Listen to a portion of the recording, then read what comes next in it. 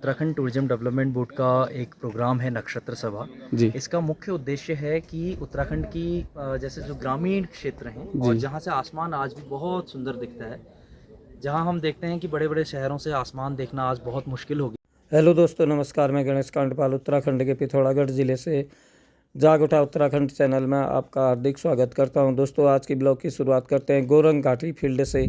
ये चंडाक क्षेत्र में पड़ता है। पिथौरागढ़ में 6वें चरण में स्कैप कंपनी द्वारा नक्षत्र सभा का आयोजन किया गया। उद्देश्य पर्यटन के साथ साथ तारों, ग्रहों, नक्षत्रों के बारे में जानकारी देना व खगोल विज्ञान का प्रचार प्रसार करना है। यह आयोजन उत्तराखंड पर्यटन विकास परिषद स्टार स्कोप कंपनी के बीच हुए करार के तहत 6 चरणों में होना था। पहले मंसूरी, जागेश्वर, नैनीताल, रुद्रप्रयाग, पिथौरागढ़ और बेरी ताल। इनमें पूरे देश के लोग प्रतिभाग कर रहे हैं। कुछ कैंपस में विदेशी पर्यटन भी इसमें प्रतिभाग कर चुके हैं। ये चंडाक क्षेत्र में गोरंग घाटी फील्ड में ये कैंपस लगा हुआ है।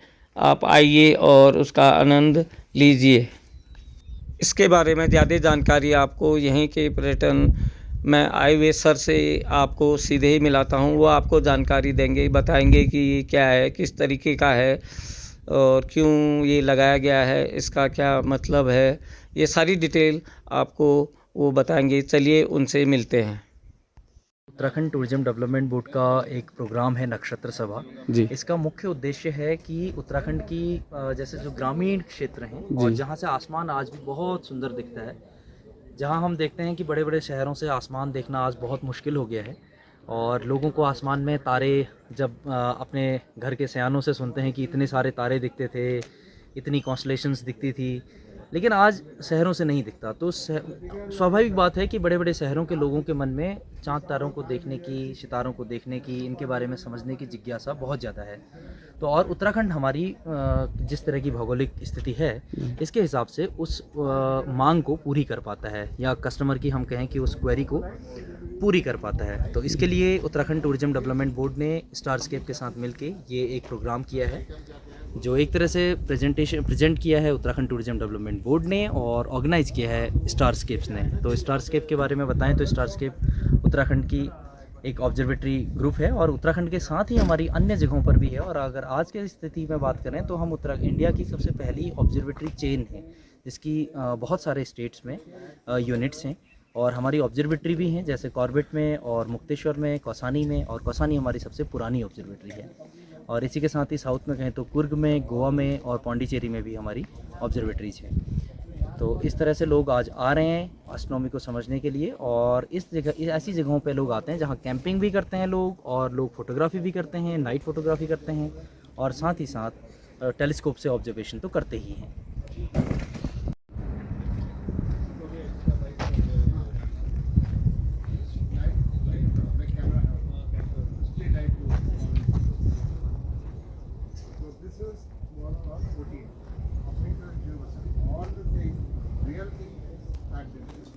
Objective lies in the front, and the eyepiece goes in the back. But this telescope can change magnification. Unlike binocular, magnification cannot be changed usually. So what happens? So what happens is you put different eyepiece here. So one usually eyepiece inside may be there. This is your telescope, and these are eyepieces. These are supplied two eyepieces, one low magnification, one higher magnification. Yeah. Now you get the.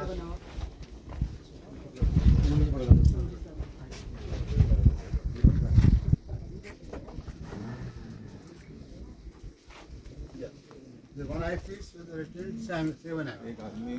Other eyepiece written 26 mm. So the larger the number here is, less magnification. Okay. And the smaller the number is, more magnification. So why you need less magnification? Tell me one thing.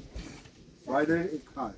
Sir, so that the image gets less obscure. What happens? In the less magnification, the field of view is wider. So to use telescope, if you start with high magnification, you won't be able to find out. Because your field of view is very narrow. So object may skip this side, that side, top, bottom, and skip from some side. But if field of view is larger, you can easily locate it. So we always start with low magnification eyepiece. That is a larger number. How we calculate the magnification? There is a focal length of this telescope given somewhere. 70 centimeters. 70 meters. The 70 70 centimeters. centimeters. So then is 700 mm. This is the focal length. And focal eyepiece is 20 mm. Divide this 700 mm with this 20. 25. 26. How much is that? 700 by 26. So approximately say 25. 26, 625. With Barlow, with two Barlow tubes. Barlow also must be there. हाँ Barlow है, दो हैं. वो भी बता दीजिएगा Barlow का फंडा. Barlow is 2x. मतलब what a magnification magnified 2x more. So what a magnification getting by combining eyepiece with this, it will multiply by 2. So it becomes 2 times more magnified. एक चीज ध्यान रखना, अगर लाइट इज लेस और आपने बहुत बड़ा मैग्निफिकेशन कर दिया तो वो इमेज स्मज हो जाएगी. Blurred and smudged. You want So to it's a usable play- image. There is a it's a play limit between the two. of every aperture. इस aperture में कितना magnify? Particular aperture. तो कितना magnify? जाओगे, इससे नहीं इमेज बड़ा हो जाएगा. You have smaller field of view. आपने पूरा फिट नहीं होगा. तो blur.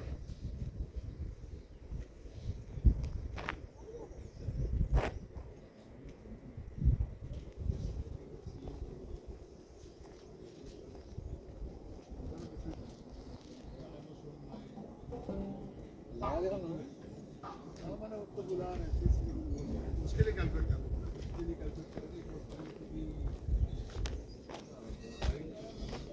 सिंपल. इसका फोकल लेंथ निकालने के लिए दिया हुआ